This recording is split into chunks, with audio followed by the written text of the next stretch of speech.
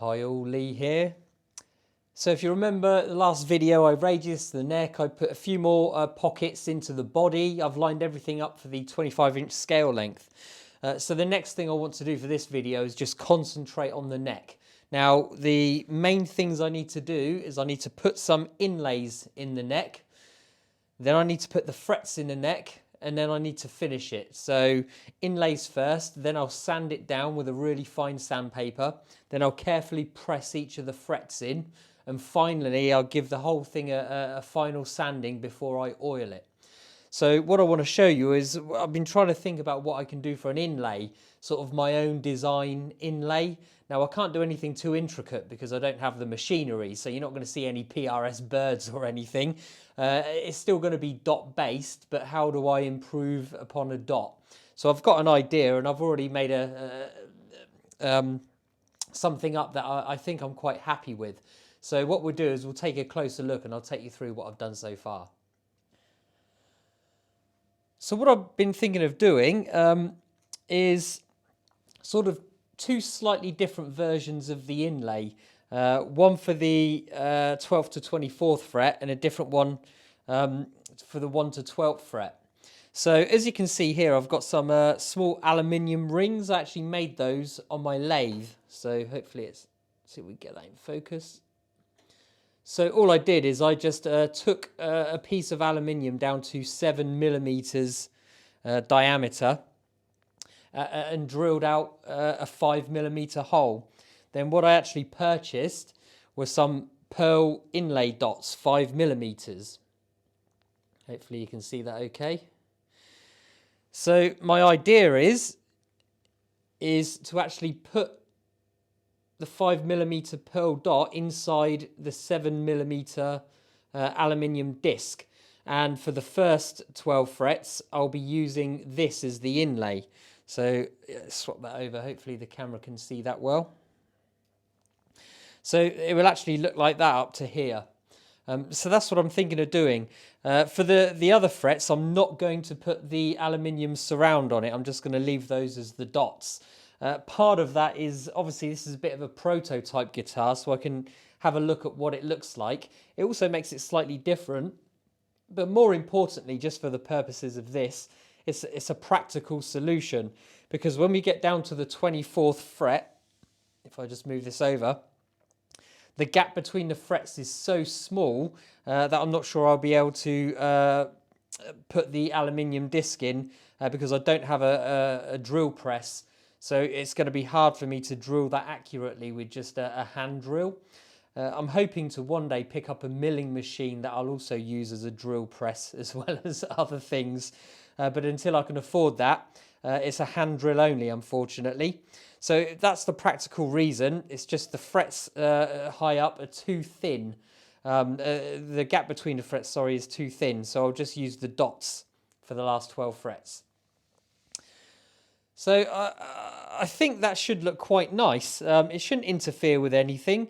I just need to drill into here 2mm to put all of the dots in. I've already actually marked on the fretboard where each of the markers are supposed to go. So it's just a matter of very, very carefully hand drilling a 2mm hole into each of these. Now I say 2mm, but I've got no way to measure because I don't have a drill press. So all I'm going to do is just drill out a hole, just slightly oversized, so a bit deeper than 2mm. But what I'll do is I won't put the pearl disc in until I've put the aluminium ring in. So the idea is if I put the ring in and it sits too deep, I can actually dig it out with a pin, put something underneath it, and then put the ring back in until it's perfectly level with the fretboard. And then I can press in the pearl dot. So that's the process I'm going to follow. So the next thing I need to do is very carefully try and hand drill all of those fret dots. So let's do that now.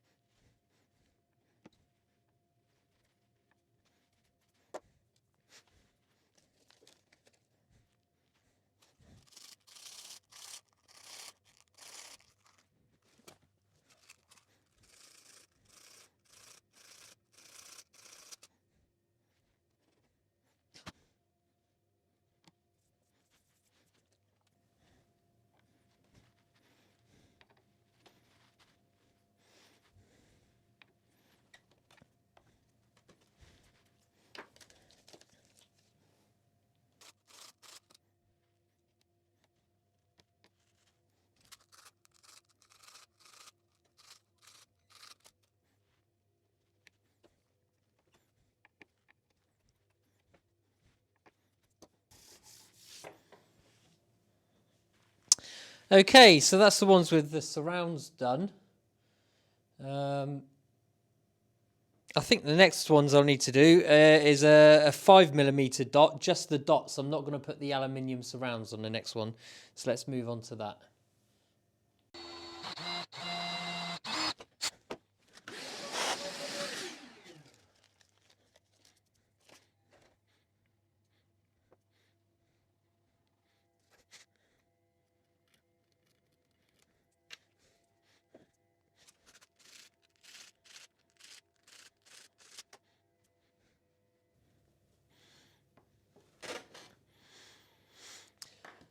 Excellent. So they're all in. It all looks pretty good to me.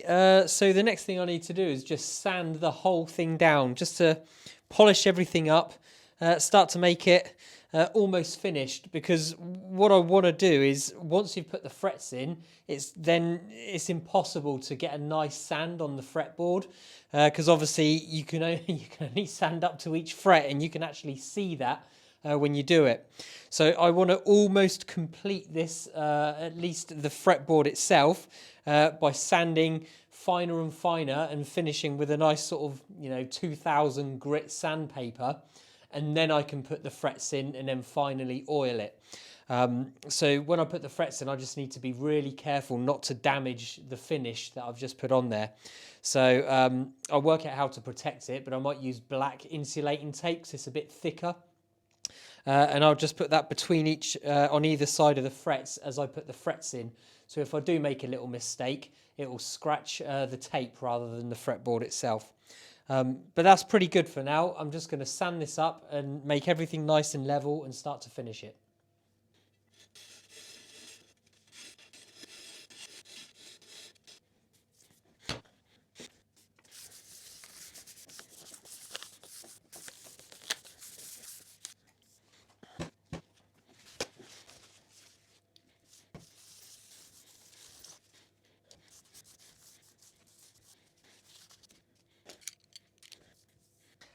So hopefully you can see the setup is quite obvious. I've got a arbor press. This is just a cheap one from Amazon. I've got my 10-inch radius fret press in there. So all I need to do, the process is I'll just measure up a length of fret wire, cut it off the reel. The one thing I do like to try and do, and I know there's mixed opinions of this, but I actually like to put one dot of super glue in the two corners just to make sure the edges of the fret are stuck down properly, because I sometimes find the little tangs on the frets, depending on where you cut it, they could be a little bit further in, and it causes the very edge to stick up slightly, and that really annoys me. So to get around that, all I do is I just try and put a tiny bit of super glue just right in the edges. And then when I press it down, I hold it for about 10 seconds just so the super glue catches. And then it makes sure that the fret is nicely pressed against the fretboard all the way to the very edge. So that's my process. I've already done a few frets just so I can test the method and try and get some muscle memory. So let's kick off and put some frets in.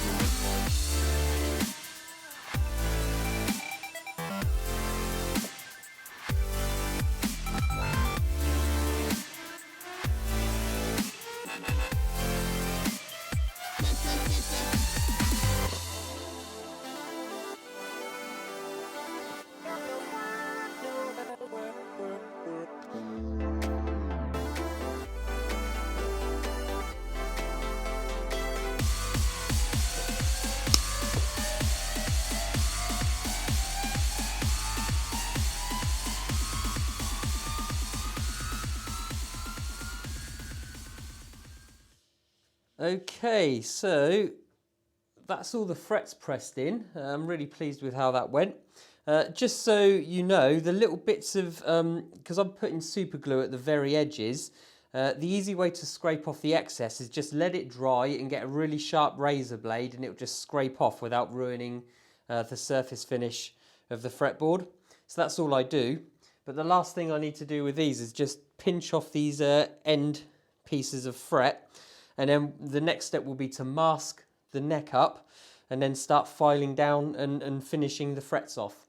So let me just cut these off, and then we'll get up to we'll get down to the masking. Excellent. So hopefully you guys can see that. So let's carry on with finishing this off. So I've actually almost finished the neck now. I've done all of the frets. I thought I'd spare you from filming a lot of that because it's quite laborious and it doesn't make for too exciting video. But what I will do now is I'll take you through some of the tips that I use to actually get the frets perfectly leveled and straight. So let me take you through some of that, and then the final job will be drilling in the holes in the headstock for the machine heads. So let's take a look and I'll explain what I did to finish this off. So I'll just cover off some of the tools I use. Obviously you need some sort of fretboard protector. These are really cheap to pick up on Amazon, so they can just go over the frets. I've got various different sizes, and they obviously protect the fretboard while you're doing filing, things like that. You can also mask off each fret as well with some masking tape. Razor blade, just to clean off any excess super glue on the edges. Because if you remember, I like to put a dot of super glue on the edges to stop them sticking up slightly. A very thin chisel. I actually use an old screwdriver that I've filed down, and it's actually the right width for the nut. So obviously I just saw into the neck the width of the nut, and then I just chisel out a nice flat area. And I've already glued the nut in there. Of course, a couple of different sanding blocks. So this is just a straight edge that I've stuck a piece of fine sandpaper to, just to finish some of the high edges on the frets.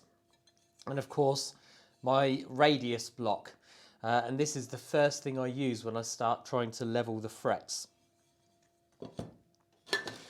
Finally, just a couple of files, just to make sure everything's filed correctly.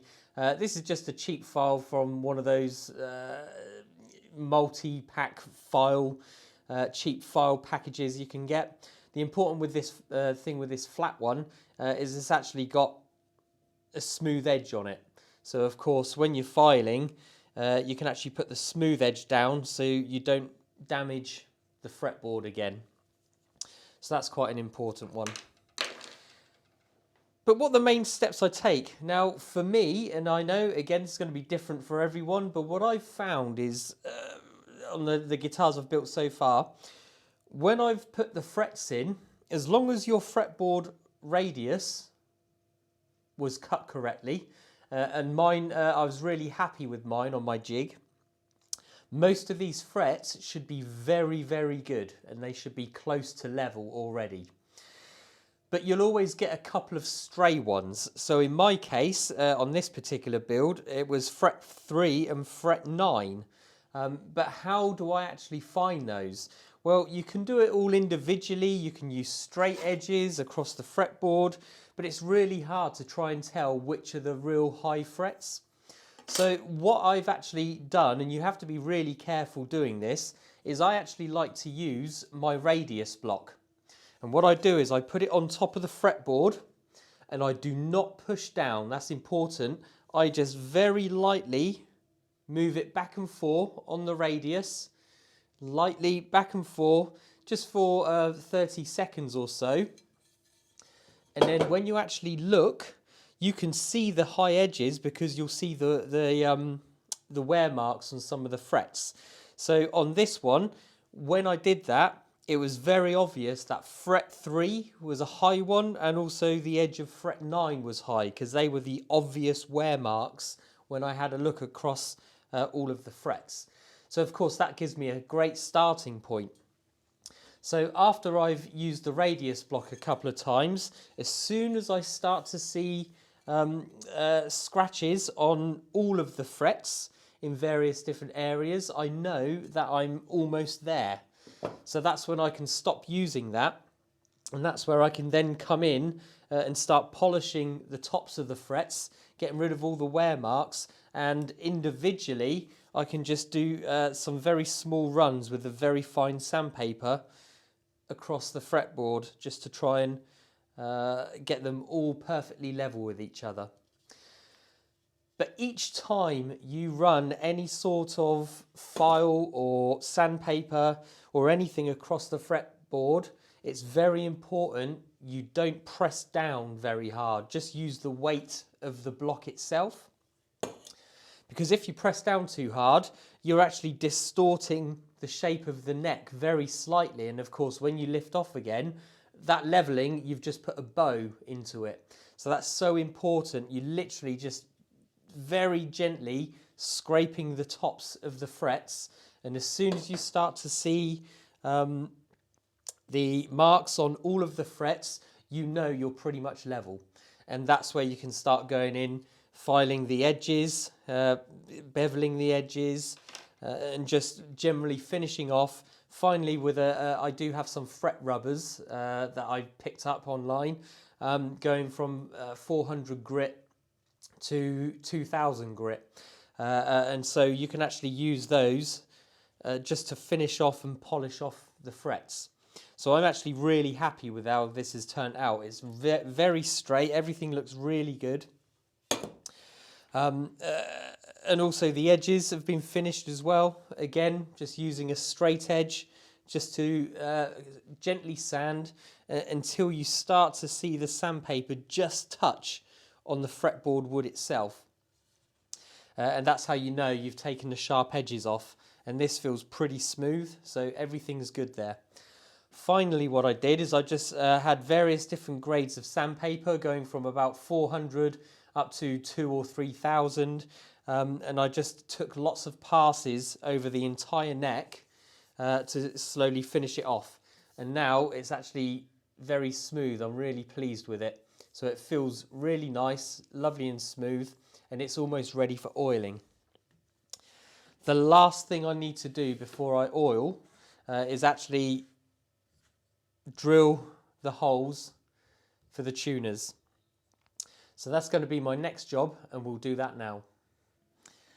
So as you can see from my original template, I've actually already drawn on where I need the holes to go. So this is the idea of using a template. I can just line this up, and once it's lined up, I can just put a small dot through the holes just to very slightly mark the top of the headstock, and then I've got my position. And again, the idea of using a template is to make it much easier to reproduce the same thing over and over again. One thing I will do is once the guitar's finished, the final video will actually be modifying my templates to make them correct and putting all the routing holes in, because when I know everything fits together with the guitar body, I can finally put templates in my main body template for all of the pickups and the bridge area. And that means I can just it'd be a lot quicker for me to then just put the template on my body, cut it out, route out all the holes all in one go. But I've already done this as part of my tests. I'm happy where these holes are. They should be spaced correctly apart. So I'm just going to make some little marks and put those in now.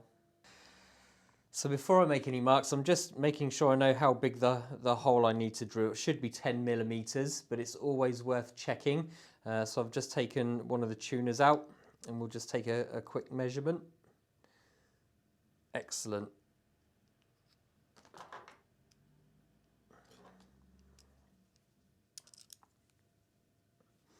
just so you guys can see.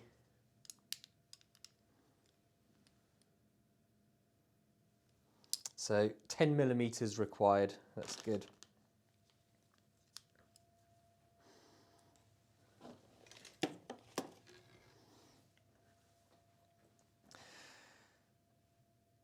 The next thing I want to do is now put some dots on. So I'm just going to use a pencil to do this.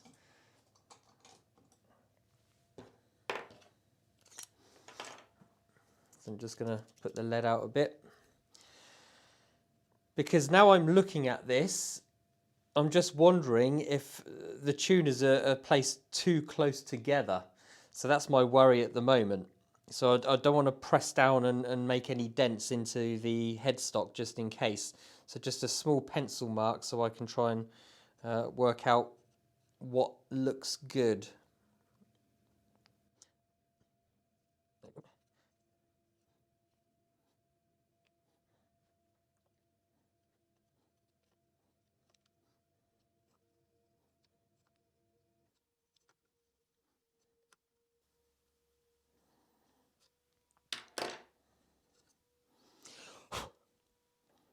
Okay, so I've just got 6 very light marks on there, and then I can just try and have a look to see what this might look like, and to also make sure I've got room to twist the tuner. So there's a few little things I just want to take a look at.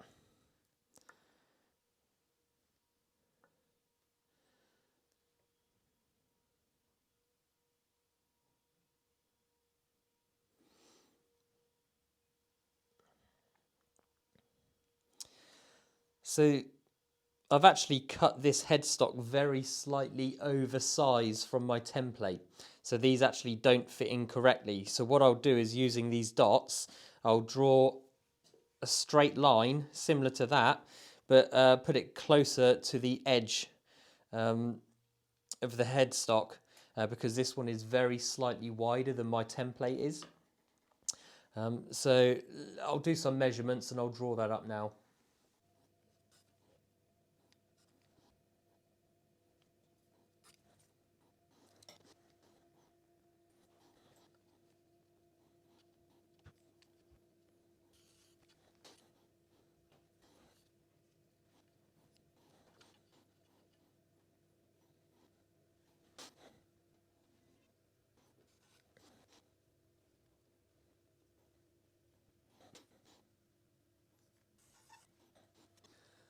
Okay, that looks pretty good to me. I've measured the distance from the edge and everything matches up. The angle looks correct. I just want to make sure that the last tuner has enough clearance.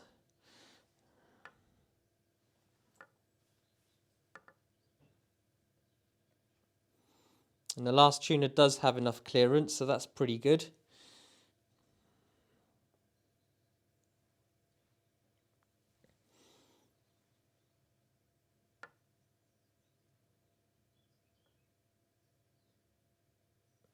Excellent. That should be it. So it's just a matter now. I'll put just press a point into each of these, and then I'll drill out a 10mm hole. What I might do is I might clamp a thick piece of wood to the back of the headstock, so when I drill through, it doesn't split the wood on this side. So let's do that now.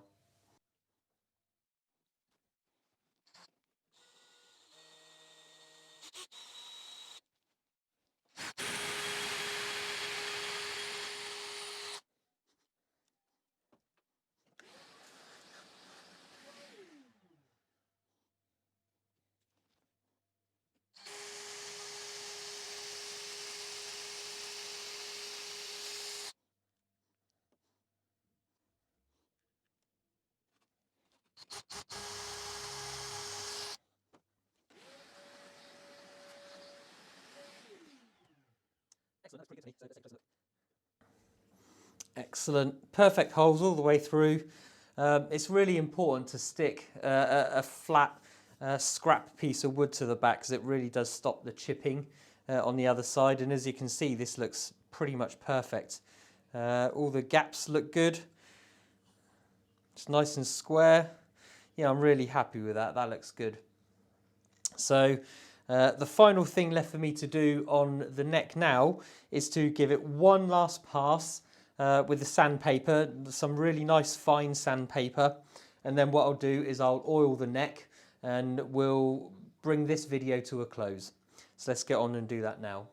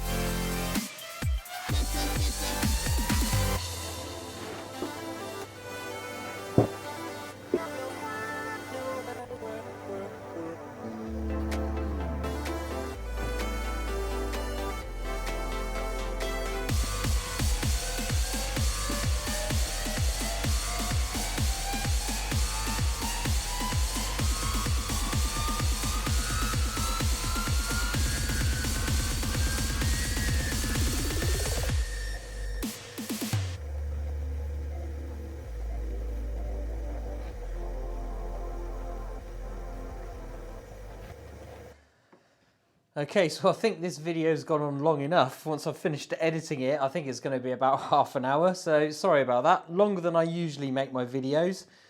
But the neck is complete. So I'm really pleased with how this has turned out. Hopefully that will focus for you.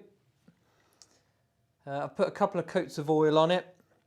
It's looking really nice. It fits really well in the body. So I'm just really happy with how this has turned out.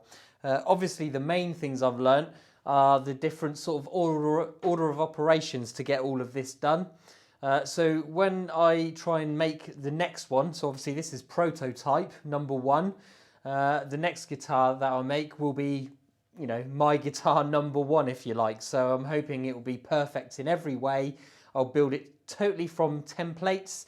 So hopefully the process should be quick and relatively easy to route everything out all in one go once I've got those templates set up after I've finished this guitar. But with that, thanks for watching this video. I'll see you on the next one where we'll start finishing off the body. Catch you later.